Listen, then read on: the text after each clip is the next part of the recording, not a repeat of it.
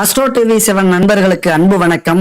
நான் உங்கள் நலம் விரும்பும் அன்பு தோழன் பேசுகிறேன். என் அன்பு கடகராசி நண்பர்களுக்கும் தோழிகளுக்கும் பிள்ளைகளுக்கும் பெரியோர்களுக்கும் வணக்கம். எதுவுமே எங்க வாழ்க்கையில இல்ல. பணம், புகழ், சந்தோஷம் இதை நாங்க பார்த்ததே இல்ல. கடைசி வரைக்கும் நாங்க பார்ப்போமா இல்லையா அப்படிங்கிற ஏக்கத்தோட இருந்துகிட்டு இருக்கோம். நாங்களும் ஒரு நாளைக்கு கோடீஸ்வரனா ஆக மாட்டோமா அப்படிங்கிற ஏக்கத்தோட இருக்கிறவங்களுக்கு இந்த வீடியோ கண்டிப்பா ஒரு பொக்கிஷம். பெருமைக்காக சொல்லல, இந்த பிரபஞ்சம் என் மூலியமா உங்களுக்கு சொல்ல நினைக்கிறத சொல்லுது. அவ்வளவுதான். கண்டிப்பா உங்களுடைய நிலையை மாற்றும். இல்லைன்னா உங்களை தூங்க விடாம செய்யக்கூடிய வலிமையாவது இந்த வீடியோவுக்கு இருக்கும். அதனால ஒரு நாள் நீங்களும் முயற்சி பண்ணுவீங்க, உழைப்பீங்க, உங்களாலேயும் முடியும் அப்படிங்கிற நம்பிக்கை உங்களுக்கு வரும். அதனால கடைசி வரைக்கும் இந்த வீடியோ பாருங்க. நீங்களும் ஒரு நாள் இந்த உலகத்துல கோடீஸ்வரர் தான். சரி, நம்ம வாழ்க்கையில எப்படி கோடீஸ்வரராக போகிறோம்? இந்த ஜோதிடம் நம்ம கோடீஸ்வரியாக மாறுவதற்கு என்ன அமைப்பை கொடுத்திருக்கிறது அப்படிங்கறத பத்தி தெளிவா இந்த வீடியோல பார்க்க போறோம். அதுக்கு முன்னாடி உங்க கூட இந்த விஷயத்தை நான் பகிர்ந்துக்கிறேன். இது ஒரு விளம்பரம் தான். இங்க நம்ம வாழ்க்கையில எவ்வளவோ பொருட்கள் கடையில வாங்குறோம். அது கலப்படம் இல்லாம தரத்தோட நியாயமான விலையில இருக்கா அப்படின்னா அது சந்தேகம் தான். ஆனா இந்த நம்பருக்கு கான்டெக்ட் பண்ணுங்க. Good baby. இங்க பூஜை பொருட்களும், அதாவது கலப்படம் இல்லாம தரத்தோட பாரம்பரியமான முறையில செய்யப்பட்ட புதுமையான பூஜை பொருட்களும், அதுபோல பாரம்பரியமான முறையில தயாரிக்கப்பட்ட உணவுப் பொருட்களும் இவங்க செஞ்சு கொடுத்துக்கிட்டு இருக்காங்க. உங்களுக்கு நம்பிக்கை இருக்கும் பட்சத்துல இவங்கள்ட்ட கான்டெக்ட் பண்ணி இந்த பொருளை வாங்கி பயன்படுத்தி பாருங்க. கண்டிப்பா உங்களை திருப்திப்படுத்தும். சரி, முதல்ல நீங்கள் யார்? எப்படிப்பட்ட திறமை உள்ளவர்கள்? உங்கள்கிட்ட இருக்கிற அற்புதமான குணங்கள் என்ன? இத பத்தி நம்ம முதல்ல பார்க்கலாம். ஏன்னா முக்கியமான விஷயம், நம்ம வாழ்க்கையில முன்னேறுவதற்கு காரணமே நம்முடைய குணங்கள் தான். அப்ப கோடீஸ்வர யோகத்தை அடையக்கூடிய குணம் நம்ம கிட்ட இருக்கா, அல்லது நம்ம கிட்ட அந்த திறமை ஒளிஞ்சிருக்கா, மறைஞ்சிருக்கா, அல்லது வெளிப்பட்டு கொண்டிருக்கிறதா அப்படின்னு நீங்க முதல்ல தெரிஞ்சுக்கணும். கடகராசியை பொறுத்த வரைக்கும் ஒரு கஷ்டம் வந்தா உங்களுக்கு இல்ல, யாருக்காவது ஒரு கஷ்டம் வந்தா நீங்க தான் காப்பாற்றணும் அப்படின்னு சொல்லிட்டா உங்கள்கிட்ட உங்களுக்காக என்ன செல்வம் பொருள் வச்சிருக்கீங்களோ தெரியாது. ஆனா உங்கள்கிட்ட இல்லைன்னாலும் கடன் வாங்கி உதவி செய்யக்கூடிய குணம். நிறைய பேருக்கு உதவி செய்யறாங்கிற பேர்ல கையெழுத்து போட்டு நல்ல பேர் வாங்கி இருப்பீங்க. ஊர்ல யாருக்காவது கையெழுத்து போடணும், ஜாமீன் கையெழுத்து போடணும், அல்லது பத்திரத்துல கையெழுத்து போடணும் அப்படின்னா மெயினா உங்களை கூப்பிடுவாங்க. யாருக்காவது உதவி செய்யணும், பொதுநல தொண்டு செய்யணும், இல்ல பொதுநல காரியங்கள் செய்யணும் உங்க தெருவுலையோ உங்க ஊர்லயோ அப்படின்னா மெயினா உங்களை கூப்பிடுவாங்க. மிக முக்கியமான நபர் ஊர்ல யாருன்னா கடகராசி நண்பர்களும் தோழிகள் தான். ஆனா அதே நேரத்துல ஜாமீன் கையெழுத்து போட்டு பத்திரத்துல கையெழுத்து போட்டு சிக்கிக்கிட்டவங்க யாருன்னு பார்த்தா ஊர்ல நீங்க தான். கடன் வாங்கினவன் ஓடிட்டான், ஆனா நான் மாட்டிக்கிட்டேன், நான் அந்த கடனை கட்டிக்கிட்டு இருக்கேன், நான் கையெழுத்து போட்டுட்டு இப்ப கோர்ட்டுக்கும் ஜெயிலுக்கும் நான் அலையிறேன். இப்படிப்பட்ட மனக்குமரலை, இப்படிப்பட்ட கஷ்டங்களை சுமந்து கொண்டிருப்பவர்கள் கடகராசி நண்பர்களும் தோழிகளும். பெரும்பாலும் அரசியல்வாதியாக, பொது தொண்டு செய்பவர்களாக, இந்த மாதிரியான வேலையில தான் நீங்க இருப்பீங்க. இது போல காரியங்கள் தான் உங்களுக்கு பிடிக்கும். மக்கள் தொண்டே உயிர் மூச்சு. மனுஷனா பிறந்தா 4 பேருக்கு நல்லது செய்யணும். இந்த வார்த்தைகள் அடிக்கடி உங்க வாயில இருந்து வரும். ஒண்ணு அரசியல்வாதியா இருப்பீங்க, இல்லைன்னா தொண்டு நிறுவனத்துல வேலை செஞ்சுட்டு இருப்பீங்க, இல்லைன்னா நீங்களே தொண்டு செஞ்சுட்டு இருப்பீங்க. ராசியிலேயே அதிக மனபலமும் வைராக்கியமும், அடுத்தவர்களை கவர்ந்து இழுக்கக்கூடிய, உங்களை நம்பினா எல்லாம் நடக்கும் அப்படின்னு நம்ப வைக்கக்கூடிய வசீகரம் கொண்டவர்கள் கடகராசி நண்பர்களும் தோழிகளும். பெரும்பாலும் மகான்களாக, பெரிய பெரிய அரசியல் தலைவர்களாக, பெரிய பெரிய தொண்டு நிறுவனங்களுக்கு தலைவர்களாக, இப்படித்தான் கடகராசி நண்பர்களும் தோழிகளும் இருப்பீங்க. கடகராசி நண்பர்களை யாரு நண்பர்களாக தோழிகளாக கொண்டிருக்கிறீர்களோ அவங்க எல்லாம் கொடுத்து வச்சவங்க. அவ்வளவு ஒரு நம்பிக்கையானவங்க. யாரு வேணாலும் ஏமாத்தலாம், ஆனா யாரையுமே இவங்க ஏமாத்த மாட்டாங்க. ஏன் தெரியுமா?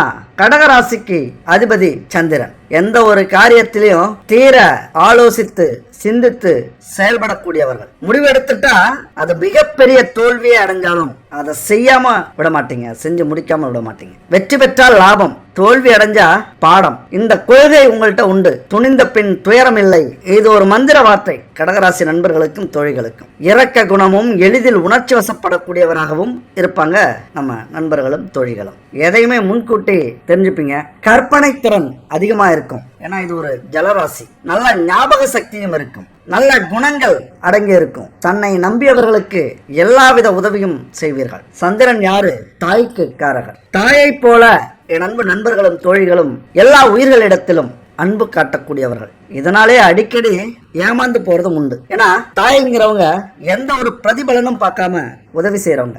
யாருக்கா இருந்தாலும் தன்னுடைய குழந்தை தான் அப்படின்னு இல்லை, தன்னுடைய குழந்தையின் அருமை தெரிஞ்சுக்கிட்டு எல்லா குழந்தைகளுக்குமே அன்பை செலுத்தக்கூடியவள், பிரதிபலன் எதிர்பாராம அன்பை செலுத்தக்கூடியவள். ஆனா எத்தனையோ பேர்கிட்ட ஏமாந்துருப்பாங்க, ஆனாலும் அந்த அன்பு போகாது. இந்த குணம் அப்படியே உங்களுக்கும் இருக்கும்.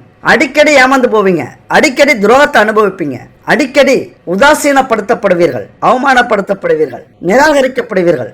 ஆனாலும் அந்த பெருந்தன்மை அப்படியே உங்கள்கிட்ட இருக்கும். கள்ளம் கபடம் இல்லாம வெளிப்படையா பேசக்கூடிய வெகுளித்தனம் உங்கள்கிட்ட இருக்கும். உங்களுடைய இந்த வெகுளித்தனமே அனைவராலும் பாராட்டப்படும். இந்த பாராட்டுதலே சில பேருக்கு வயிற்றெரிச்சலை உருவாக்கும். எதிரிகள் உருவாவார்கள். எப்படின்னா, உங்களை யாருன்னே தெரியாதவங்க பாராட்டுவாங்க. உங்க கூட இருக்கிறவங்க, உறவினர்கள், நண்பர்கள் உங்க மேல வெறுப்பு உருவாக்கிப்பாங்க. ஏன்னா அவங்க லெவலுக்கு வாழும்போது சந்தோஷமா இருப்பாங்க, ஒன்னா இருப்பாங்க. அவங்கள விட ஒருபடி மேல வளரும் போது அதை அவர்களால் பொறுத்து கொள்ள முடியாது. அதனால பல பேருடைய வெறுப்புக்கு நீங்க ஆளாவீங்க. இங்க இந்த குண நலன்கள்லாம் வச்சுக்கிட்டு நம்ம கோடீஸ்வரன் ஆக முடியுமா, அந்த கோடீஸ்வர யோகம் இருக்கா அப்படின்னு இப்ப நம்ம பார்த்தோம்னா, இங்கதான் நீங்க யோசிக்க வேண்டிய விஷயங்கள் நிறைய இருக்கு. ஒரே நாள்ல அதிர்ஷ்டம் கைகூடி ஒரு மேஜிக் நடந்து செல்வ யோகம் வந்து சேரும் அமைப்பு அபூர்வமா சிலருடைய வாழ்க்கையில நிகழும். நினைச்சே பார்த்திருக்க மாட்டாங்க. உங்களை மாதிரிதான் நிறைய பேர்ல பல கோடி பேர் இந்த பூமியில வாழ்ந்துட்டு இருக்காங்க. நினைச்சு பார்க்க முடியாத யோகம் அவங்களுக்கும் வந்திருக்கும். இல்லனா பூர்வீக சொத்துக்கள் மூலியமாகவோ, திடீர் பதவி யோகத்தாலேயோ, அல்லது சீட்டுகள், லாட்டரி சீட்டுகள், அல்லது பங்கு சந்தைகள் மூலியமாகவோ, இப்படி சில பேருடைய வாழ்க்கை சட்டுன்னு மாறி போகும். அப்படியே தலைகீழா மாறி இருக்கும். அதுபோல சிலர் மெல்ல மெல்ல கஷ்டப்பட்டு, துன்பப்பட்டு, துயரப்பட்டு, துரோகங்கள், தோல்விகள் இதெல்லாம் அடைஞ்சு மெல்ல மெல்ல முன்னேறி கோடீஸ்வர நிலையை அடைந்திருக்கிறார்கள். அப்ப இப்படி பலதரப்பட்ட மக்கள் இருக்கும்போது இந்த அதிர்ஷ்ட யோகம், இந்த ஒரு நிலை, இந்த ஒரு கோடீஸ்வர யோகம் நமக்கும் உண்டா, நமக்கும் கிடைக்குமா அப்படிங்கிற ஏக்கத்தோட பார்க்கிற ஒரு குழந்தையா நீங்க இருக்கீங்க. ஒரு குழந்தை மாமரத்துல இருக்கிற மாம்பழத்தை பார்த்து ஏங்குது. ஏன்னா அழகா இருக்கு, கலரா இருக்கு, நாக்குல எச்சு வருது, சாப்பிடணும்னு தோணுது. ஆனா அது உயரமா இருக்கு, அதனால பறிக்க முடியாது அப்படிங்கிற ஏக்கமும் இருக்கு. அந்த மாதிரி தான் என் அன்பு நண்பர்களாலையும் தோழிகளாலையும் இந்த கோடீஸ்வர யோகம் அப்படிங்கிற ஒரு நிலை, கோடீஸ்வரியாக மாறக்கூடிய நிலை இருக்குது. அந்த ஒரு ஏக்கம் இருந்துகிட்டே இருக்கும். இப்படி சராசரி வாழ்க்கைக்கே போராடுறோம். இந்த நிலையில நாம எங்க கோடீஸ்வரனா ஆவறது, அந்த அதிர்ஷ்டம், அந்த யோகம் நமக்கு உண்டா அப்படின்னு பல பேருக்கு நம்பிக்கை இல்லாம போயிடுது. ஆனா ஒண்ணு மட்டும் நீங்க புரிஞ்சுக்கணும், அந்த இறைவனின் அருள் இருந்தா, முறையான உழைப்பு இருந்தா, புதிய சிந்தனை இருந்தா, எந்த ஒரு தொழில் மூலியமாகவும் வேலை மூலியமாகவும் கோடீஸ்வரராக நம்மளால முடியும்.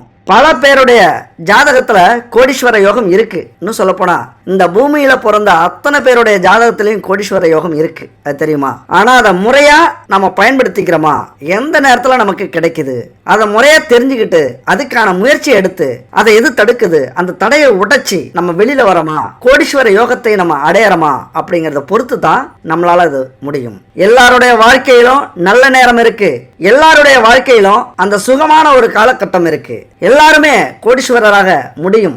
ஜாதகத்துல இருக்கிற சிறப்பு அம்சங்களை கண்டுபிடிச்சு அதுக்கேற்றது மாதிரி பல விஷயங்களை கடைபிடிச்சு நாமளும் கோடீஸ்வரராக முடியும். யார் தன்னுடைய வாழ்க்கையில செல்வந்தராகவும் சமூகத்துல நல்ல மதிப்பு மரியாதை கொண்ட நபராகவும் திகழ்வார் அப்படிங்கிற விதி ஜோதிட சாஸ்திரத்தின்படி ஜாதகத்துல இருக்கு. சில கிரக அமைப்புகள் மூலம் நம்ம தெரிஞ்சுக்கலாம். வாய்ப்புகளை சரியா பயன்படுத்த தெரியாமலேயே நம்ம மிஸ் ஆயிடுறோம். அதிர்ஷ்டத்துக்காக காத்திருக்காம அதுக்காக ஏங்கறத விட்டுட்டு நம்ம ஜாதகத்துல எந்த நேரத்துல எந்த துறையில ஈடுபட்டால், எந்த தொழில ஈடுபட்டால், எந்த வேலையில ஈடுபட்டால், அல்லது எந்த நாட்டுக்கு எந்த இடத்துக்கு போனா நம்மளால கோடீஸ்வரராக முடியும் அப்படிங்கறத கண்டறியணும். உண்மையை சொல்லணும்னா உழைக்காம யாருக்கும் எதுவுமே கிடைக்காது. அப்படியே கிடைச்சாலும் அது அதிக நாட்கள், அதிக காலங்கள், அதிக சந்ததியினரை எட்டாது, நிலைக்காது. அப்ப ஒருத்தர் ஏழ்மை நிலையிலிருந்து செல்வந்தராக மாறுகிறார் அப்படின்னா அவர்கிட்ட ஏதோ ஒரு வித்தியாசமான திறமை, கடும் உழைப்பு, புதுவிதமான யோசனை, செயல்பாடு இதெல்லாம் இருக்கு அப்படின்னு அர்த்தம். இதெல்லாம் இருந்தா மட்டும்தான் செல்வந்தராக முடியும். அதோட கொஞ்சம் என்ன இருக்கணும், அதிர்ஷ்டமும் இருக்கணும். என்ன சொல்ல வரோம் அப்படின்னா, அதிர்ஷ்டத்துக்காக நம்ம காத்திருக்கிறத விட்டுட்டு ஏங்கறத விட்டுட்டு இந்த விஷயமெல்லாம் கவனிச்சு நம்ம செயல்பட்டு நம்ம கூட கொஞ்சம் அதிர்ஷ்டத்தையும் உருவாக்கிக்கிட்டோம் அப்படின்னா, அதிர்ஷ்டத்தை எப்படி உருவாக்குறது? அதுதான் கடவுள், அதுதான் ஆன்மீகம், அதுதான் பிரபஞ்சம். அதனுடைய சக்தி நமக்கு கொஞ்சம் கிடைச்சது அப்படின்னா நாமளும் ஒரு நாள் கோடீஸ்வரராக முடியும். அப்ப கடவுளின் ஆசீர்வாதம் கடகராசிக்கு உண்டா அப்படின்னு பார்த்தோம்னா, கடகத்தில் வர்ற மகம் என்றால் ஜகத்தை ஆளக்கூடியவர் அப்படிங்கிறது பொதுவான ஜோதிட விதி. அப்ப கடகராசியில பிறந்தவங்க உண்மையா கோடீஸ்வரர் ஆயிருக்காங்களா அப்படின்னா கண்டிப்பா ஆயிருக்காங்க. ஏன்னா நீங்க இருக்கிற கஷ்டங்கள் பிரச்சனைகள் அப்படி நம்மளாலே ஆக முடியுமா அப்படிங்கிற ஏக்கத்துல தவிப்புல இருக்கீங்க. அதை பத்தி நிறைய நண்பர்களும் தொழில்களும் யோசிச்சிருக்க கூட மாட்டீங்க, அவ்வளவு பிரச்சனைகள். அதே நேரத்துல கடகராசியில பிறந்து மாடு மேய்ப்பவர்களையும் பார்த்திருக்கோம். கடகராசியில பிறந்து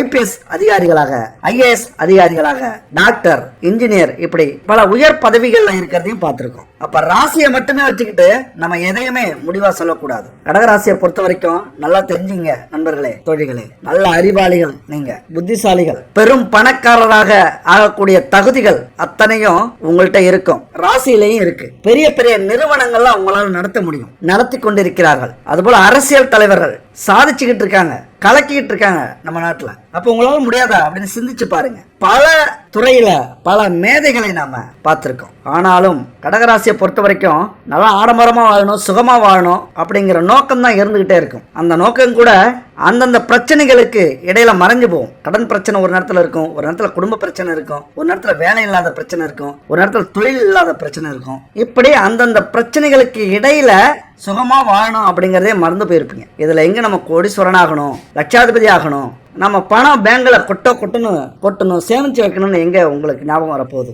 ஆனாலும் உங்க ராசியில உள்ளவங்க பல பேர் பல துறையில சாதிச்சுக்கிட்டு இருக்காங்க, மிகப்பெரிய கோடீஸ்வரராக இருந்துகிட்டு இருக்காங்க. அப்ப எந்த விதத்திலையும் பணத்தை சம்பாதிக்கக்கூடிய திறமை உங்களுக்கு உண்டு. எப்பொழுதுமே பணம் இல்லாம உங்களால இருக்கவே முடியாது. கடன் வாங்கியாவது பணத்தை கையில வச்சிருப்பீங்க, ஏன்னா உங்களுக்கு செலவு பண்றதுக்கு இல்ல. 4 பேர் வந்து உதவி கேட்கும் போது நம்ம கையில பணம் இல்லாம இருந்தனா என்ன பண்றது? இந்த எண்ணம் தான். ஆனா எத்தனையோ பேர்கிட்ட கடன் கொடுத்து அந்த பணம் திரும்பி வராம தவிச்சிட்டு இருப்பீங்க. கெஞ்சாத குறையா கௌரவத்தோட வாழ்ந்துட்டு இருப்பீங்க. பணம் போய் கேட்கறதா, தானா வரும், நமக்குன்னு வந்து சேரணும்னா அந்த பணம் வந்து சேரும், இப்படிங்கிற எண்ணங்களை படைத்தவர்கள். பல பணம் உங்க கைக்கு வராம இன்னும் பல பேர்கிட்ட இருந்துகிட்டு இருக்கு. கடன் கொடுத்து தான் நீங்க பழக்கப்பட்டவர்களே தவிர கடன் வாங்கி பழக்கப்பட்டவர்கள் இல்ல. கடன் வாங்குறதே உங்களுக்கு பிடிக்காது, பெரிய பாடம் எடுப்பீங்க. கடன் வாங்க கூடாது, கடன் பட்டார் நெஞ்சம் கலங்கியது போல அப்படின்னு ராவணன் அடிக்கடி சொல்லுவீங்க. கடன் அவ்வளவு கொடுமையானதுன்னு பாடம் எடுப்பீங்க, ஆனா கடன் நீங்க கொடுப்பீங்க. இருந்தாலும் உங்களுக்கு கடன் இருக்காதா அப்படின்னா, பெற்றோர் ஏற்படுத்தி விட்டு சென்ற கடன் பெரும்பாலும் உங்க தலையில வெடியும். கடன் வாங்காதீங்க அப்படின்னு நீங்க வீட்டுல சொன்னாலும் உங்களையும் மீறி வாங்கக்கூடிய சூழ்நிலை வந்துடும், அது உங்க தலையில தான் நிற்கும். ஆனாலும் சொத்துக்களை வித்தாவது அந்த கடனை அடைக்கணும் அப்படின்னு முயற்சி பண்ணிட்டே இருப்பீங்க. கடன் இருக்கிறதே அதனாலதான் உங்களுக்கு பிடிக்காது. அடிக்கடி செலவு வரும், பொதுநல காரியங்களுக்கு செலவு பண்ணுவீங்க. இதுல எங்க நீங்க கோடீஸ்வரரா மாறுறது? இங்கத்தான் தேவை அறிந்து உதவி செய்ய வேண்டும். உங்களது கொடை வள்ளல் தனத்தை கொஞ்சம் நிறுத்தி வச்சுக்கிட்டு யாருக்கு உதவி தேவைப்படுது, யாருக்கு தேவையில்லை, இதை நீங்க பிரிச்சு உதவி செய்ய ஆரம்பிக்கணும். உங்களது வாழ்க்கையை சீர்படுத்த ஆரம்பிச்சிங்க, முயற்சி பண்ணீங்க அப்படின்னா மிகப்பெரிய கோடீஸ்வர யோகத்தை அடையலாம். அதுக்கப்புறம் இல்லாதவர்களுக்கு, வயதானவர்களுக்கு, முடியாதவர்களுக்கு, நோயாளிகளுக்கு, அனாதைகளுக்கு, இப்படிப்பட்டவர்களுக்கு உதவி செய்யும் போது பெரும் புண்ணியம் உங்களுக்காக கிடைக்கும். இப்பயும் உதவி செய்யாதீங்கன்னு சொல்லல, தேவை அறிந்து யாருக்கு தேவையோ அவர்களுக்கு உங்களால முடிஞ்ச உதவியை செய்யணும். தனக்கு போகதான் தானமும் தர்மமும் அப்படிங்கிற ஒரு தத்துவம் இருக்கு. எதுக்கு இருக்கு? நம்ம கஷ்டத்துல முதல்ல வாழக்கூடாது. நம்ம கஷ்டத்துல இருந்தோம் அப்படின்னா நம்முடைய குடும்பமும் கஷ்டப்படும் நம்மளால. அப்ப அவர்களுக்கு நம்ம கஷ்டத்தை கொடுக்கறது மாதிரி தான், அவர்களுக்கு நம்ம துரோகம் செய்யறது மாதிரி தான். அதனால தனக்கு போக தானமும் தர்மமும். தன்னுடைய வீட்டுல முதல்ல செல்வத்தை பெருக்கணும், அவர்களை சந்தோஷப்படுத்தணும், சந்தோஷமா வச்சுக்கிட்டு அடுத்தது தேவையறிந்து கொடுக்க வேண்டியது நம்முடைய தர்மத்துக்கு நல்லது. அப்புறம் பார்த்தோம்னா 10 செவ்வாய் உச்சம், கடகத்துக்கு 3ஆம் வீடு, காலத்துக்கு 5, 10 உடையவர். அதனால உயர்ந்த பதவி உங்களுக்கு கிடைக்க வாய்ப்பு இருக்கு. கவலைப்படாதீங்க. நம்மளாம் வாழ்க்கையில முன்னேற முடியுமா அப்படின்னு தவிச்சுக்கிட்டு இருக்கிற உங்களுக்கு ஒரு அற்புதமான விஷயம், விதி உயர்ந்த பதவி உங்களுக்காக காத்துக்கிட்டு இருக்கு. சனி வீட்டுல சந்திரன், அதனால பலவிதமான திரவ சம்பந்தப்பட்ட தொழில் நீங்க செய்யலாம், மிகப்பெரிய யோகத்தை உங்களுக்கு கொடுக்கும் அந்த தொழில. செவ்வாய் சனி சம்பந்தப்பட்ட உலோக வியாபாரம், தாராளமா செய்யலாம். கம்ப்யூட்டர் தொழில், அதுபோல கட்டிடக்கலையில சிறந்து விளங்கலாம். பெரிய வல்லுநரா மாறுவீங்க. பெரிய பெரிய கன்ஸ்ட்ரக்ஷன் தொழில் எடுப்பீங்க. இதெல்லாம் உங்களை கோடீஸ்வரனாக்கக்கூடிய தொழில் அமைப்புகள். அப்ப நம்மளாலே முடியுமா? யார் யாரோ கோடீஸ்வரனாக இருக்காங்க, அப்ப நம்மளால முடியுமாங்கிற சந்தேகம் உங்களுக்கு இருந்துகிட்டே இருக்கும் எப்பொழுதுமே. கடகராசி அப்படின்னா இந்த விஷயத்துல ஒரு சந்தேகம், பயம், பெரிய பெரிய காரியத்துல இறங்குறது இல்ல. துணிச்சலா கொஞ்சம் இறங்க பயப்படுவீங்க. வீரமா இருப்பீங்க, வீரவேசமா பேசுவீங்க. ஆனா ஒரு காரியத்துல இறங்கணும்னு முயற்சி பண்ணீங்கன்னா கொஞ்சம் பயம் இருக்கும். ஒண்ணு மட்டும் நீங்க தெரிஞ்சுங்க, மிகப்பெரிய கோடீஸ்வரர்கள் எல்லாரும் தானா அவர்களுக்கு செல்வம் வந்து சேரல. படுத்து தூங்கிட்டு அவங்க போய் கோடீஸ்வர மேடையில அல்லது சேர்ல போய் உட்காந்துடல, நிறுவனம் நடத்தல. அவங்க பட்ட கஷ்டங்களை நம்ம நினைச்சு பார்த்தோம் அப்படின்னா நம்மளால தூக்கமே வராது. அப்ப அதையெல்லாம் நம்ம அடைஞ்சாதான், அந்த பாதையில நம்ம பயணிச்சா மட்டும்தான் நம்ம ஜெயிக்க முடியும். ஒண்ணு தெரியுமா? இந்த உலகத்துல இருக்கிற 90% சிந்திக்கிற மக்களை விட 10% தனியாக சிந்திக்கிற மக்கள் தான் கோடீஸ்வரர்கள். எல்லாரையும் மாதிரி சிந்திக்காதீங்க. உங்களுக்குன்னு தனி பாதையை வகுத்துக் கொள்ளுங்கள். அதுல கல்லு வரும், முள்ளு வரும், அவமானங்கள் வரும், தோல்வி வரும், விபத்து வரும். ஆனாலும் அஞ்சாமல் தளராமல் உங்கள் பயணத்தை நீங்க தொடரணும். இங்க பொதுவாவே நம்ம வாழ்க்கையில வர வாய்ப்பெல்லாம் விட்டுட்டு நம்மள கோடீஸ்வரனாக்கணும் விதியே ஆசைப்பட்டாலும் அதை நம்ம அனுபவிக்கிறது இல்ல, அதை நம்ம பயன்படுத்திக்கிறது இல்ல. அதையெல்லாம் விட்டுட்டு ஜெயித்தவர்களை பார்த்து நாம் ஆச்சரியப்பட்டதுண்டு, அதிசயப்பட்டதுண்டு, பொறாமை கூடப்பட்டதுண்டு. ஆனா அவர்கள் வாழ்க்கை சரித்திரத்தை புரட்டி பார்த்ததுண்டா?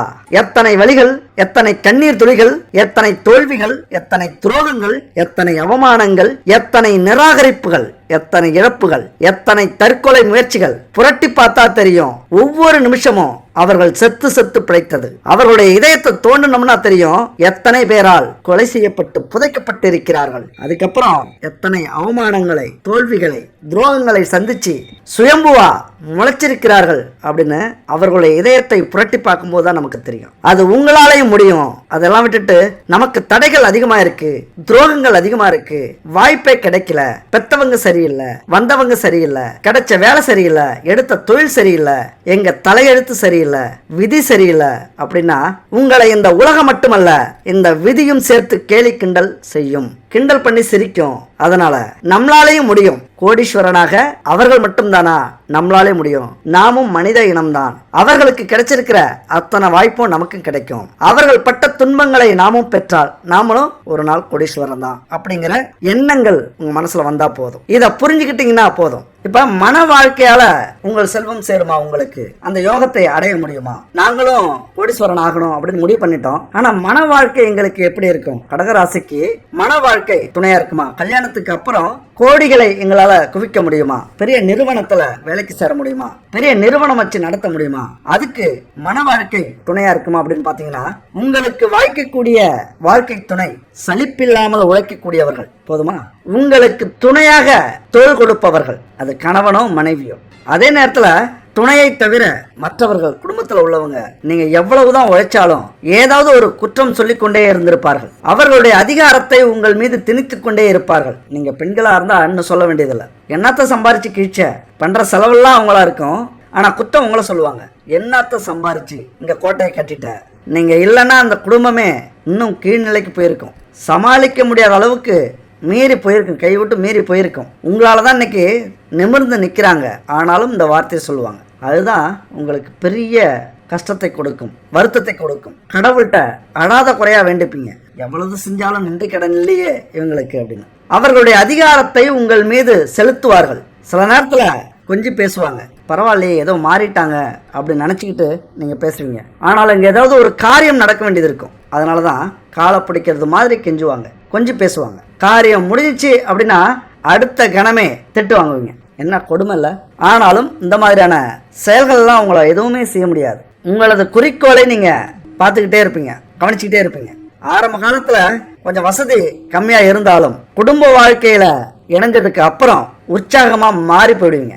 எந்த ஒரு பிரச்சனையுமே இருக்காது, பஞ்சம் இருக்காது. ஏன்னா அங்கு கொஞ்சம் சுதந்திரம் உங்களுக்கு கிடைச்சிடும். 75% கணவன்கள் உங்களை மதிப்பாங்க. நீங்க எந்த அளவுக்கு அவர்களுக்கு துணையா இருக்கீங்க அப்படிங்கறத விரும்புவாங்க. அப்ப துணையா இருக்கும்போது உங்களுக்கான சுதந்திரம் அங்கு தாராளமா கிடைச்சிடும். உங்களை அடக்க அங்க யாருமே இல்லை. அதுபோல கணவன்களுக்கும் குடும்பத்தை விட்டு பிரிஞ்சு சுதந்திரமா வாழறதுக்கு முயற்சி பண்ணுவீங்க. அப்போ வாழ்க்கையில துக்கமும் சுகமும் மாறி மாறி வந்தா கூட எதையுமே பொருட்படுத்தாம 2 பேருமே நல்லா உழைச்சி ஆடம்பர வாழ்க்கை, சுகபோக வாழ்க்கை வாழ முடியும் உங்களால். உங்களுடைய பேங்க் அக்கௌண்ட்டும் பேங்க் லாக்கரும் நிறைஞ்சு வழியும். அது உங்களால முடியும். கோடீஸ்வரராக அவதாரம் எடுக்க உங்களாலேயும் முடியும். குடும்பத்தின் மீது அதீத அக்கறையோட இருப்பீங்க. பொருளாதார நிலை, கணவன் மனைவி உறவுகள் சிறப்பா இருக்கும். ஒரு பற்றுதல், ஒரு அன்பு, ஒரு ஆர்வம், இதெல்லாம் இருக்கக்கூடிய அமைப்பு இருக்கு. அப்படியே ஆப்போசிட்டா இருந்துன்னா எங்கேயோ தவறு நடக்குது. அது யாரால? சொந்த புத்திக்கு இந்த தவறு நடக்குதா? அதாவது குடும்பத்துல பிரச்சனை நடக்குது, அல்லது பிரிவு ஏற்பட்டிருக்கு, பிரிவு வர்றது மாதிரி இருக்கு, அங்க மரியாதை இல்லை, அடிக்கடி வாய் தகராறு வருது குடும்பத்துல அப்படின்னா ஏதோ ஒரு பிரச்சனை நடந்துகிட்டு இருக்கு. விதி அப்படி இல்லை, ஆனா இங்க ஏதோ சதி நடந்துகிட்டு இருக்கு அப்படின்னு நீங்க புரிஞ்சுக்கணும். உங்களை வளர விடாமல் ஏதோ ஒன்று தடுக்கிறது. அது யாராவது இருக்கலாம், அல்லது எதுவாக இருக்கலாம். கடகத்துக்கு 2 சூரியன் 7 பாவக்காரராக வருகிறார். நீங்க அன்போடு இல்லைன்னா அதிகாரத்தை செயல்படுத்த ஆரம்பிச்சீங்கன்னா, உங்களது ஆளுமையை புகுத்த ஆரம்பிச்சீங்கன்னா, அது கணவனாக இருந்தாலும் மனைவியாக இருந்தாலும் பெரும் பிரச்சனையில போய் நிற்கும். அப்புறம் இந்த கோடீஸ்வரர் கனவே உங்களுக்கு நனவாக மாறி போகும். அதனால இங்க நம்ம குடும்பத்தை முதல்ல கவனிக்கும் போதுதான் நம்மளால அந்த கனவை நிறைவேற்றிக் கொள்ள முடியும். கடகராசியை பொறுத்த வரைக்கும் உங்களது துணை மிக மிக முக்கியம். உங்க வாழ்க்கையில கோடீஸ்வர யோகத்தை அடையணும் அப்படின்னா. அதுபோல காலபுருஷனின் அயனசயனம் கடகத்துக்கு தகப்பன் வீடு, காலத்துக்கு 12 இந்த வீடு. அதனால உங்களது பொருளாதாரத்தை பத்தி, உங்களது எதிர்காலத்தை பத்தி, உங்களது எதிர்கால பிளானை பத்தி நீங்க எப்பொழுதுமே ரகசியம் காக்கணும். ரகசியமாக வச்சிருக்கிறது ரொம்ப நல்லது. எந்த அளவுக்கு ரகசியத்தை காக்குறீங்களோ அந்த அளவுக்கு தடைகள் வராது. இங்க ரகசியத்தை வெளியிடும் போது அதை தடை செய்ய பல உறவுகள் இருக்கு. எப்பொழுதுமே சரி, நீங்க ஏதாவது முயற்சி பண்ணீங்க அப்படின்னா அதை வெளிப்படுத்தாதீங்க. எடுத்துக்காட்டுக்கு சொல்லணும் அப்படின்னா, ஒரு பொண்ணு பார்க்க போறீங்க, அல்லது மாப்பிள்ளை பார்க்க போறாங்க வீட்டில், அல்லது ஒரு வேலை தேடி போறீங்க, அல்லது வெளிநாட்டுக்கு போறீங்க, அல்லது ஒரு கம்பெனிக்கு வேலைக்காக போறீங்க, ஒரு தொழில் தொடங்க போறீங்க, ஒரு கோவிலுக்கு போறீங்க, ஒரு நல்ல காரியத்துக்கு போறீங்க அப்படின்னாலும் வெளியில சொல்லும் போது அதை யாராலும் ஏற்றுக்கொள்ள முடியாது. இதுல ஏதோ நீங்க பெரிய வெற்றி அடைய போறீங்க, பெருசா ஜெயிக்க போறீங்க அப்படிங்கிற ஒரு பொறாமை வரும். அப்படிங்கிற ஒரு எதிர்மறை சக்திகள் உங்களை ஆட்கொள்ளும். எங்கேயாவது உங்களை தடுத்துக்கிட்டே இருப்பாங்க. மிக முக்கியமான விஷயம்லாம் பெரும் பிரச்சனையை சந்திப்பீங்க. ஒரு வேலை தேடி போறீங்க, அங்க தடை வந்தது என்ன பண்ணுவீங்க? ஒரு பொண்ணு பார்க்க போறீங்க, ஒரு பையன் பார்க்க போறீங்க அப்படின்னா அங்க ஏற்கனவே உங்களை பத்தி சொல்லி வச்சுட்டாங்கன்னா என்ன பண்ணுவீங்க? என்ன நடக்கும்? தடைகள் ஏற்படும். அதனால எப்பொழுதுமே ரகசியம் காக்கிறது நல்லது. அதே மாதிரி நல்லா தெரிஞ்சுங்க, ஆன்மீக வழியில் பயணிக்கும் போது எல்லா நிலையையும் அடைய முடியும். எத்த பெரிய நிலையாக இருந்தாலும் சரி, உச்சாக இருந்தாலும் சரி, எத்த பெரிய உச்சிக்கு போனாலும் ஆன்மீகத்தில் நீங்க பயணித்தே ஆக வேண்டும். ஆன்மீக பயணம் இருக்கணும். பாரம்பரியமான கோவிலுக்கு போகணும். உங்கள் ராசிக்கான கோவில், நட்சத்திரத்துக்கான கோவில், அதுபோல பாத யாத்திரை, கிரிவலம், விரதங்கள், வாரத்துக்கு ஒரு நாளாவது தயவு செஞ்சு உண்ணாவிரதம் இருங்க. உங்களது ராசி அதிபதி சந்திரனுக்கு உண்ணாவிரதம் இருங்க. அதனால உங்க வாழ்க்கையில மிகப்பெரிய மாற்றத்தை ஏற்படுத்த முடியும். இப்ப இருக்கிறதே நம்ம நினைச்சுக்கிட்டு இருக்கிறத விட இதுவரைக்கும் இதெல்லாம் இல்லாம இருந்து சாதிச்சிட்டீங்களா அப்படின்னு பாருங்க. இதெல்லாம் இல்லாம இருந்து சாதிச்சிட்டீங்க அப்படின்னா அது தேவைப்படாது, அவர்களுக்கு இது தேவைப்படாது. ஆனா எதையுமே சாதிக்கல அப்படின்னா இங்க நீங்க ஆன்மீக பாதையில் பயணிச்சே ஆகணும். வாழ்க்கையில வெற்றி பெறணும் அப்படின்னா எவ்வளவு பெரிய பாதையாக இருந்தாலும் பயணிக்க நீங்க தயாரா இருந்தீங்கன்னா ஆன்மீக பாதையில் பயணிங்க. தினமும் தெய்வத்தை நினைக்கிறது, பூஜை அறையில தீபதூபம் ஏத்துறது, கோவிலுக்கு வாரம் போறது, மாசத்துக்கு ஒரு முறை அல்லது 3 மாதத்துக்கு ஒரு முறையாவது குலதெய்வ கோவிலுக்கு போறது, வருஷத்துக்கு ஒரு முறை பூஜை பண்ணுங்க குலதெய்வத்துக்கு. இந்த ஆன்மீக பாதையில் பயணிக்கும் போது அந்த யோகம் கண்டிப்பாக உங்களுக்கு கிடைக்கும். கோவில் கட்டி கும்பாபிஷேகம் செய்வீங்க, அதுக்கு நீங்க உதவி பண்ணுவீங்க. அதுபோல கூட இருக்கிறவங்களை விட அந்நிய மனிதர்கள் தான் உங்களுக்கு அதிகமாக உதவுவாங்க. அதாவது யாருன்னே தெரியாது, அவங்க உதவுவாங்க. ஆனால் உங்களை தெரிஞ்சவங்க, உங்களை பற்றி புரிஞ்சவங்க, உங்களை அறிஞ்சவங்க யாருமே உங்களுக்கு உதவி பண்ண மாட்டாங்க. உங்களது வளர்ச்சி அவர்களுக்கு பிடிக்காது.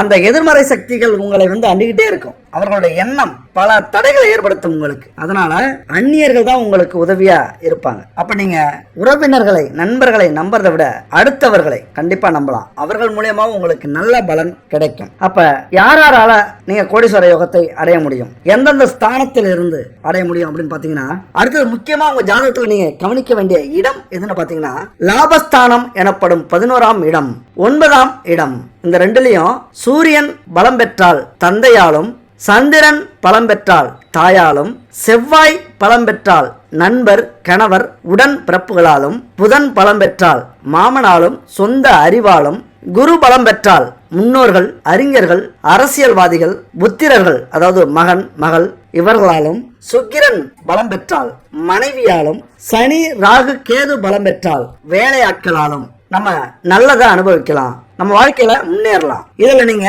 உங்க ஜாதகத்தை ஒரு நல்ல ஜோதிடத்தை எடுத்துட்டு போய் எது பலம் பெற்றிருக்கு அப்படின்னு தெரிஞ்சுங்க. இப்ப நீங்க தேர்ந்தெடுக்கணும் யாரால நம்ம வாழ்க்கையில தொழில முன்னேறுவோம் அப்படின்னு தேர்ந்தெடுக்கணும். எந்த இடம் பலம் பெற்றிருக்கிறது, அப்பாவாலையா, அம்மாவாலையா, நண்பர்களாலையா, கணவராலையா, அல்லது மனைவியாலையா, மாமனாலையா, சொந்த அறிவாளா, அல்லது முன்னோர்கள், அறிஞர்கள், அரசியல்வாதிகள், அல்லது பிள்ளைங்களாலையா, இப்படி யாரால நம்ம யோகத்தை அனுபவிக்க முடியும் அப்படின்னு ஜோதிடத்துல தெரிஞ்சுங்க, ஜாதகத்தை பார்த்து தெரிஞ்சுங்க. இன்னொரு விஷயம், இதுல பலம் பெற்றிருக்கும் போது நேர்மையற்ற வழியிலும் செல்வம் சேரும். இதை நீங்க சுத்தமா தவிர்த்து விடுவது நல்லது. நம்ம வாழ்க்கை முழுவதும் நல்லா சம்பாதிக்கணும், புண்ணியத்தை சேர்க்கணும், நம்முடைய சந்ததிகளும் நம்முடைய செல்வத்தை அனுபவிக்கணும் அப்படின்னு நினைச்சீங்கன்னா நேர்மையற்ற வழியில் உங்களுக்கு செல்வம் சேரக்கூடிய வாய்ப்பு அதிகம். அதை தவிர்த்து விடுங்கள். அதனால இங்க முக்கியம், உங்களது சொந்தத்தை விட, உங்களது உறவினர்களை விட, உங்களது நண்பர்களை விட இங்க நீங்க யாரால முன்னேற முடியும் அப்படின்னா உங்களது தாயால் முன்னேற முடியும். தாய் எது சொன்னாலும் கேளுங்க, அவர்களுக்கு பணிவிடை செய்யுங்கள், மரியாதை செலுத்துங்கள். இங்க உங்க வாழ்க்கையில முன்னேறலாம். எந்த அளவுக்கு தாய்க்கு நீங்க உணர்வுபூர்வமா உதவி செய்றீங்களோ, அவர்களை மதிச்சு நடக்கிறீங்களோ, அவர்களை சந்தோஷப்படுத்துறீங்களோ, அந்த அளவுக்கு சந்திரன் உங்களை கோடீஸ்வரனாக்குவார். இங்க அன்னையை போல் ஒரு தெய்வம் இல்லை அப்படின்னு எல்லாரும் சொல்லிட்டு இருப்பாங்க. குறிப்பா அது உங்களுக்கு தான், வேற எந்த ராசிக்கும் இப்படி இருக்கு அப்படிங்கிறத விட குறிப்பா உங்களுக்கு தான். ஏன்னா சந்திரன் அதிபதியா இருக்கிறது உங்க ராசிக்கு மட்டும்தான். அதனால தாயை நீங்க எந்த அளவுக்கு மதிக்கிறீங்களோ, சந்தோஷப்படுத்துறீங்களோ, அந்த அளவுக்கு உங்க வாழ்க்கை பெரிய அளவுல முன்னேறும். அவங்க வாழும் போதே கோயில் கட்டி கும்பிடலாம். நீங்க கோடீஸ்வரர் ஆகணும்னா இதெல்லாம் செய்யக்கூடிய அமைப்பு அதிகம். அடுத்தது உங்க வாழ்க்கையை முன்னேற்றக்கூடிய அமைப்பு எதுனா ராசியும் கூட. ராசி மிக மிக முக்கியமானது. அப்ப ராசியை நீங்க வணங்கணும். ராசியினுடைய துணை உங்களுக்கு கண்டிப்பா தேவை. ஏன் சொல்றேன் அப்படின்னா கிரகங்கள் தன்னிச்சையா நமக்கு பலன் கொடுக்காது. இந்த இடத்துல நல்லா புரிஞ்சுக்கங்க, கிரகங்கள் தன்னிச்சையா நமக்கு பலன் கொடுக்காது. ராசியின் தொடர்பில் பலன்களை இறுதி செய்யும். அந்த அளவுக்கு ராசிக்கு ஒரு சிறந்த இடம் இருக்கிறது நம்முடைய ஜாதகத்துல. ஏன்னா ராசி மிக முக்கியமானது. சந்திரன் அமைந்த இடம் ராசியாக அமைக்கப்பட்டு இருக்கிறது. அப்ப கர்மவினை காலத்துடனும், காலம் ராசியுடனும், ராசி பிறந்த நம்முடைய ஜாதகத்துடனும் இணைந்திருக்கும். இப்படி கர்மவினை பிறந்த நம்மோடு இணைய இந்த ராசியின் பங்கு மிக மிக முக்கியம். கர்மவினை நம்ம கூட சேரணும் அப்படின்னா இந்த ராசி அதிகமான முக்கியத்துவம் வாய்ந்ததாக இருக்கு. அதனாலதான் சொல்றேன், இந்த ராசியை வணங்க வேண்டிய கட்டாயத்துல நம்ம இருக்கோம். யாருமே ராசியை அலட்சியப்படுத்தாதீங்க. எப்போது நீங்கள் பூஜை அறையில பூஜை செஞ்சாலும், கோவில்ல போய் வணங்கினாலும் உங்கள் ராசியை மறக்காதீங்க. முதல்ல குலதெய்வம், அடுத்தது ராசி, அடுத்தது இஷ்ட தெய்வம். இப்படி உங்களது வேண்டுதலை வைங்க. அதனால கடகராசி நண்பர்கள் தங்களுக்கு ஏற்படக்கூடிய இடையூறுகள் விலகவும், தேவைகளை பெறவும், கண்ட கனவை நிறைவேற்றவும், கொண்ட கொள்கையை நிறைவேற்றிக் கொள்ளவும் வழிபடக்கூடிய ராசி மந்திரம் எதுனா இந்த மந்திரம் தான். சம் சந்திராய நம. இந்த மந்திரத்தை மனப்பாடம் பண்ணிக்க. ஒரு வரி தான், ஈஸியா இருக்கும். ஆனாலும் அதிக சக்தி உள்ளது. உங்ககிட்ட உங்களுக்காக போராடக்கூடிய ஒரு கிரகம். சம் சந்திராய நம அப்படிங்கிற மந்திரத்தை சொல்லி தியானம் செய்யுங்க. கோவில்லையோ வீட்லையோ எப்பொழுதுமே இந்த மந்திரம் உங்களுக்கு நல்ல பலனை கொடுக்கும். நீங்க நினைச்சதை நிறைவேற்றி வைக்கும். கடகராசியை பொறுத்த வரைக்கும் ஜீவனஸ்தானம் மேஷம். மேஷராசிக்கு அதிபதி செவ்வாய். அப்ப பொதுவாவே செவ்வாயினால் பாதிக்கப்பட்டிருக்கீங்க அப்படின்னா முருகப்பெருமானை வழிபடுங்க. முருகப்பெருமானை வழிபடுறது உங்களை பொறுத்த வரைக்கும் மிக நல்லது. பயணிக்கு போயிட்டு வாங்க. எல்லா பிரச்சனையும் தீர்ந்து செல்வங்களை அள்ளி கொடுக்கும் அழகு முருகன் பயணியில இருக்காரு, போயிட்டு வாங்க. அதுபோல நம்ம நினைக்கலாம், உழைப்பு போதாதா, கடவுள் துணை வேணுமா அப்படின்னா, ஏன் ஆன்மீக பயணத்தில் நீங்க அக்கறை செலுத்தணும் அப்படின்னு சொல்ல வரேன் அப்படின்னா, நம்ம வாழ்க்கையில கோடீஸ்வரன் ஆகணும் அப்படின்னா அந்த இறைவனின் துணை வேண்டும். பாண்டவர்களை பார்த்திருப்பீங்க, போர்ல உரிமையை பெற வேண்டும் அப்படிங்கிற கட்டாயம். பல விஷயங்களை இழந்திருப்பாங்க, அதனால போர் வருது. கௌரவர்கள் 100 பேர், அவங்க கூட இருந்தவங்களும் பல ஆயிரம் பேர். பாண்டவர்கள் 5 பேர். அவர்கள் கூட இருந்தது யாரு? கண்ணன் ஒருவனே, இந்த பரமாத்மா. ஆண்டவன் துணையுடன் அறவழியில் செயல்பட்டு இன்னல்களை எல்லாம் கடந்து வெற்றி பெற்றனர் பாண்டவர்கள். அது காரணம் யாரு? கண்ணன் பரமாத்மா. ஒவ்வொரு இடத்திலையும் அவர் கூட நின்றார், துணை புரிந்தார், இன்னல்களை எல்லாம் எளிதாக கடக்க வைத்தார், உலகத்தை புரிய வைத்தார். 1000 பேர் கௌரவர்கள் கூட இருந்து என்ன புண்ணியம்? அங்கு வலிமை இருந்தது, ஆனால் தெய்வத்தின் அருள் இல்லை. இங்கு 5 பேர் தான் பாண்டவர்கள், இங்கு தெய்வத்தின் அருள் இருந்தது. கண்ணன் கூட இருந்தார். அதனால தெய்வ சன்னியத்தின் தொடர்பு மிக மிக அவசியம். தெய்வத்தின் அருள் மிக மிக அவசியம் அப்படிங்கிறத இந்த கண்ணனின் பங்கு வெளிப்படுத்துகிறது. அதனால நம்ம வாழ்க்கையில கோடீஸ்வரன் ஆகணும், முன்னேறணும், எதையுமே சாதிக்கணும், எந்த துன்பங்களில இருந்தும் வெளியில வரணும் அப்படின்னா இறைவன் நம்ம கூட கண்டிப்பா இருக்கணும். அதுக்கு ஒரு எடுத்துக்காட்டு தான் இந்த மகாபாரதம். அப்ப நம்ம மகாபாரதத்துல நம்ம எப்படி போராடிக்கிட்டு இருக்கோம்? நம்ம கூட இருக்க போறது எந்த தெய்வம்? அல்லது தெய்வத்தை நம்ப மாட்டேன், உழைப்பால என்னால உயர முடியும். இது யார் தெரியுமா? இது ஒரு கர்வம். யாரு? கௌரவர்களுடைய எண்ணங்கள். கடவுள் அப்படிங்கிறவரும் ஒருத்தன் இல்ல, உழைப்பு ஒண்ணு இருந்தா போதும் அப்படின்னு சொல்றவங்க எல்லாம் 1000 பேர் இல்ல, கோடிக்கணக்கான பேர் துணை இருந்தாலும் அவங்களால ஜெயிக்கவே முடியாது வாழ்க்கையில். இன்னைக்கு உயர்ந்த இடத்துல இருக்கிற அத்தனை கோடீஸ்வரர்களும் தெய்வத்தின் துணை கொண்டு வந்தவர்களாகத்தான் இருக்கும். இதுல யாருமே சந்தேகப்பட வேண்டிய அவசியமே இல்லை. தெய்வத்தின் துணை மிக மிக முக்கியமானது. நமக்கு பஞ்சபூதங்கள் அப்படின்னு கேள்விப்பட்டிருப்பீங்க. பஞ்சபூதங்கள் என்ன? நிலம், நீர், காற்று, ஆகாயம், நெருப்பு. இது பஞ்சபூதங்கள். ஆனா நமக்கு பஞ்சபூத பிரச்சனை இருக்கு தெரியுங்களா?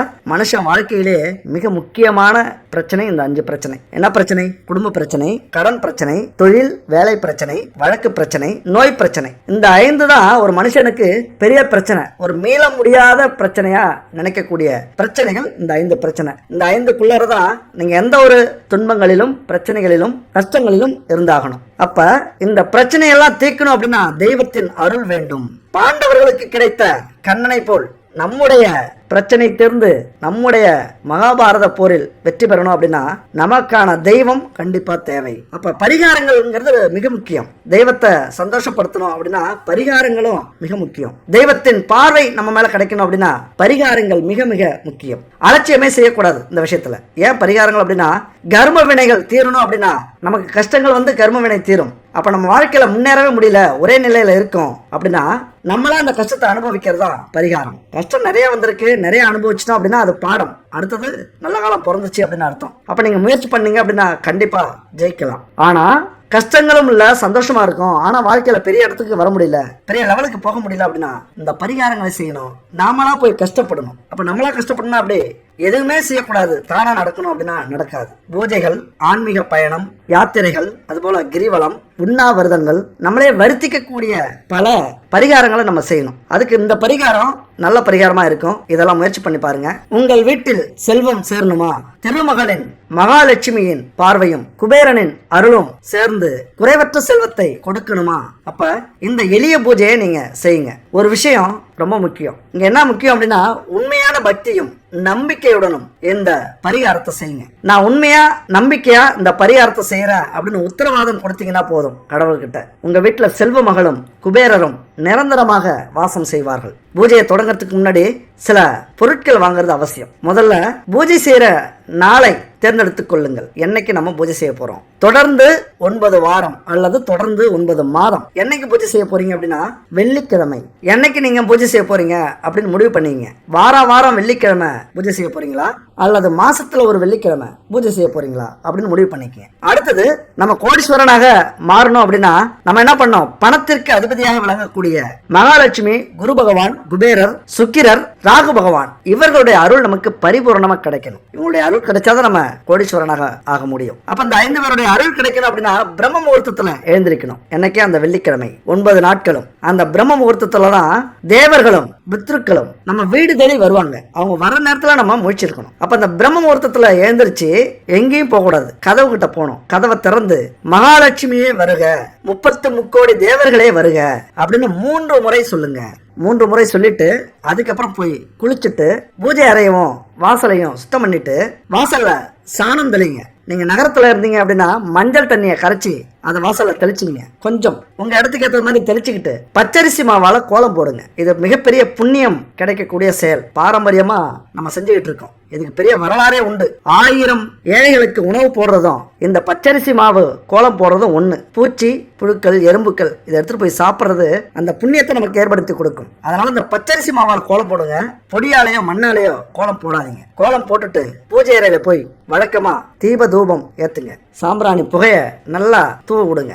அதுக்கப்புறம் இந்த மந்திரத்தை சொல்லுங்க. மகாலட்சுமி காயத்ரி மந்திரம் மிக முக்கியமான மந்திரம். அவ்வளவு சக்தி உண்டு இந்த மந்திரத்துக்கு. இந்த மந்திரத்தை சொல்றவங்களுக்கு இந்த உலகத்துல வாழ்ற வரைக்கும் அனைத்து சுகங்களையும் அனுபவிக்க வாய்ப்பு கிடைக்கும். ஒழுக்க நெறியோடு உள்ள தூய்மையோடு மன தெளிவோடு இருக்க வைக்கும். வீட்டுல சுத்தமான இடத்துல அமர்ந்து 108 முறை இந்த மந்திரத்தை சொல்லுங்க. ஸ்கிரீன்ல இருக்கு பாருங்க, மகாலட்சுமி காயத்ரி மந்திரம். ஓம் ஸ்ரீ மகாலட்சுமி வித்மகே விஷ்ணு பதன்யேச தீமகி தன்னோ லட்சுமி பிரசோதயாத் அப்படிங்கிற இந்த மந்திரம் எத்தனை முறை? 108 முறை கண்டிப்பா சொல்லுங்க. 1 மணி நேரம் ஆனாலும் பரவாயில்ல. கோடீஸ்வரன் ஆகணும் அப்படின்னா இந்த மந்திரத்தை சொல்லுங்க. சொல்லிட்டு அன்னைக்கு நீங்க என்ன வேலை தொழில் செய்றீங்களோ அதை மனப்பூர்வமா செய்யணும், உண்மையா செய்யணும். அந்த செயல்ல எந்த ஒரு கள்ளம் கபடம் பொய் எதுவுமே இருக்கக்கூடாது, நடிக்கவே கூடாது. இந்த விஷயத்துல ஒரு தொழிலையோ வேலையிலயோ நிறைய விஷயங்கள் இருக்கு. நேர்மையா இருக்கணும். உங்க வேலைக்கு ஏற்றது மாதிரி தொழிலுக்கு ஏற்றது மாதிரி அன்னைக்கு தெளிவா இருங்க. அதுபோல லட்சியத்தை மனசுல ஓட்டி பாருங்க. கனவு காணுங்கள் அன்று முழுவதும். கனவுன்னா கண்ணை மூடிக்கிட்டு நீங்க என்னெல்லாம் ஆசைப்பட்டீங்களோ நேரம் கிடைக்கும் போது ஒரு 10 நிமிஷம் நீங்க என்னெல்லாம் ஆகணுமோ, என்னவா ஆகணுமோ, எப்படி வாழணும், உங்களுடைய லெவல் என்ன, எப்படி நீங்க ஆசைப்படுறீங்க, என்ன தொழில் ஆசைப்படுறீங்க அல்லது என்ன வேலையில ஆசைப்படுறீங்க, எந்த அளவுக்கு உங்களோட வசதியை பெருக்கிக்கிறீங்க, அதை எல்லாமே ஒரு 10 நிமிஷம் அமர்ந்து உங்க எண்ண ஓட்டத்துல ஓட விடுங்க. எண்ணங்களுக்கு மிக சக்தி உள்ளது, ஓட்ட விடுங்க. அப்புறம் மாலையில ஒரு 8 அகல் விளக்குல தீபம் ஏத்தணும். 8 அகல் விளக்குலயும் சுத்தமான பசுனை ஊத்தி அப்புறம் பஞ்சு திரிய மஞ்சள்ல கலங்க. மஞ்சள் வீட்டுல வச்சிருப்பீங்களா, அதுல கலந்து 8 வகையான திரிய அதுல சுத்தி வைங்க. மஞ்சள் திரிய அதுல வச்சு தீபம் ஏத்துங்க. இரவுல காலையில எப்படி தீப தூபம் ஏற்றி சாமியை கும்பிட்டீங்களோ அதே போல இப்பயும் வணங்குங்க. ஒரு நாளைக்கு 108 முறை அப்படிங்கிற அந்த மந்திரத்தை காலையில ஒரு 54 முறையும் இந்த மாதிரி மாலையில ஒரு 54 முறையும் சொல்லலாம். உங்க நேரத்துக்கு ஏற்ற மாதிரி நீங்க பிரிச்சுக்கலாம். அதே போல சொல்லுங்க. இதுல முக்கியமான விஷயம் என்னன்னு பாத்தீங்கன்னா, என்ன பொருள் முக்கியமா தேவைப்படுது நீங்க பயன்படுத்தி ஆகணும் அப்படின்னா, நெய். இது மகாலட்சுமியின் அம்சம். மஞ்சள் கலக்குறீங்க திரியில, குரு பகவானுக்குரிய பொருள் அது. தீபம் எல்லா தெய்வங்களுக்கும் எல்லா தேவர்களுக்கும் உரிய பொருள். திரியோட இந்த 4மே மிக மிக முக்கியமானது. முக்கியமானதுன்னா தரம் கலப்படம் இல்லாத சுத்தமான நெய்யா இருக்கணும். 9 நாளும் நீங்க பச்சரிசியை ஊற வச்சு அரைச்சி கோலம் போடணும். இதெல்லாம் உங்களால முடியல நீங்க இருக்கிற வேலைக்கு அப்படின்னா இந்த நம்பருக்கு கான்டாக்ட் பண்ணுங்க. 9 விதமான பூஜை பொருட்கள் கலந்த பச்சரிசி கோலமாவு கட்டி வச்சிருக்காங்க, பவுடரும் வச்சிருக்காங்க. பச்சரிசியால இது வரைக்கும் யாரும் பவுடரால கோலம் போட்டுக்க மாட்டாங்க, மண் பொடியால தான் போட்டிருப்பாங்க. இவங்க பச்சரிசியாலே பொடியும் வச்சிருக்காங்க, கட்டியும் வச்சிருக்காங்க. அப்படியே வேலையே இல்லை, தண்ணியில நினைச்சு உடனே கோலம் போட்டுடலாம். நெய்யும் இவங்கள்ட்ட சுத்தமான நெய், பசுமாட்டு நெய் இருக்கு. தீபத்திரியும் இருக்கு. இவங்கள்ட்ட வாங்கி பயன்படுத்தி பாருங்க. தேவைன்னா இவங்கள்ட்ட கான்டாக்ட் பண்ணி வாங்கிங்க. அடுத்தது மகாலட்சுமி தாயாருடைய படத்துக்கு முன்னாடி அந்த தீபத்தை வச்சு வடக்கு பார்த்து அந்த தீபத்தை வச்சு தீபத்தை ஏத்துங்க. இப்படி 8 தீபத்தையும் ஏத்தணும் அப்படின்னா அஷ்டலட்சுமிகள் எல்லாருமே நம்ம வீட்டுக்கு வந்துருவாங்க. அனைத்து செல்வங்களையும் அள்ளி கொடுப்பார்கள். இதனால கிடைக்கிற பலனை சொல்லணும் அப்படின்னா இந்த வீடியோவை பத்தாது, நிறைய போகும், நிறைய நேரம் ஆகும். வேண்டாம். கண்டிப்பா உங்களை கோடீஸ்வரனாக்கும். ஒரே வரியில சொல்லணும்னா இப்படிதான் சொல்லணும். நீங்க செல்வந்தரியாக மாறுவது நிச்சயம். இந்த 9 நாட்களுக்கு மட்டும் இதை செஞ்சு பாருங்க. அஷ்ட ஐஸ்வர்யங்களும் அஷ்டமா சித்திகளும் இந்த மந்திரத்தை சொல்லி வழிபட்டா கிடைக்கும் அப்படிங்கிறது பல்லாயிரக்கணக்கானவர்களுடைய அனுபவம். இங்க முதல்ல நம்பிக்கை தான் முக்கியம். அடுத்தது நம்முடைய எண்ணங்கள் மிக மிக முக்கியம். அடுத்தது தரமான பொருட்கள் முக்கியம். அப்படி எண்ணங்கள் உறுதியா இருந்தா எதை நம்ம நினைக்கிறோமோ அதை சாதித்து காட்டலாம். நல்ல எண்ணங்களை, நம்பிக்கை எண்ணங்களை, மகிழ்ச்சி எண்ணங்களை திரும்ப திரும்ப நம்ம நினைக்கிறப்ப அது உடனே உழைப்பா மாறும், கனவா மாறும். அதுக்காக நம்ம கஷ்டப்படுவோம். நமக்கான ஒரு ஊக்கத்தை கொடுக்கும், தைரியத்தை கொடுக்கும், தன்னம்பிக்கையை கொடுக்கும். நம்முடைய சக்தி நம்முடைய எண்ணத்தில் தான் இருக்கிறது. இது நல்லா புரிஞ்சுக்கங்க. இவ்வளவு நேரம் பேசுறது எதுவுமே உங்க காதுல விழனாலும் நீங்க கவனிக்கல அப்படின்னாலும் இதை முக்கியமா கவனிங்க. எண்ணங்கள் மிக மிக முக்கியமானது. இவ்வளவு விஷயம் சொன்னதையும் நீங்க நம்பினாதான் அடுத்தது உங்க வாழ்க்கையில் நீங்க கோடீஸ்வரராக மாற முடியும். அப்ப எண்ணம், நம்பிக்கை மிக மிக முக்கியமானது. அதனால விழிப்போடு இருங்கள். மனம் அப்படிங்கிற நிலத்துல எதை போடுறோமோ அதுதான் விளையும். அதுல எதை போடணும் அப்படிங்கறத நம்ம சிந்திச்சு போடணும். நம்ம வாழ்க்கையில முன்னேறணும்னா எப்படி வேணாலும் முன்னேறலாம். ஆனா எப்படி முன்னேறணுங்கிற ஒரு கட்டுப்பாடு இருக்கு, ஒரு நீதி இருக்கு, ஒரு நியாயம் இருக்கு. அதன்படி நம்ம முன்னேறணும் அப்படிங்கறத மிக மிக முக்கியமானது. எப்பொழுதுமே இதை கடைபிடிங்க. உண்மை, உழைப்பு, உதவி, ஆன்மீகம், அதாவது இறைவனை நம்புவது. இதை மட்டும் மனசுல வச்சுங்க. நம்பிக்கையோடு உறுதியோடு முயற்சி பண்ணீங்க அப்படின்னா நீங்களும் ஒரு நாள் கோடீஸ்வரன் தான். எப்பொழுதுமே இறைவன் துணையோட பயணம் செய்யுங்கள். இறைவனை பார்த்து இப்படி கேளுங்க, என்னை எத்தனை துரைகள் வீழ்த்தினாலும், எத்தனை துன்பங்கள் வீழ்த்தினாலும், எத்தனை விதிகள் வீழ்த்தினாலும், என்னை அழ வைக்கவும் விழ வைக்கவும் 1000 பேர் இருந்தாலும் வாழ வைக்க நீ இருக்கிறாய் ஈசனே அப்படின்னு சொல்லிட்டு உங்களது முயற்சியை தொடங்குங்கள். அடுத்த ஒரு அற்புதமான வீடியோவில் சந்திக்கலாம். நன்றி, வணக்கம்.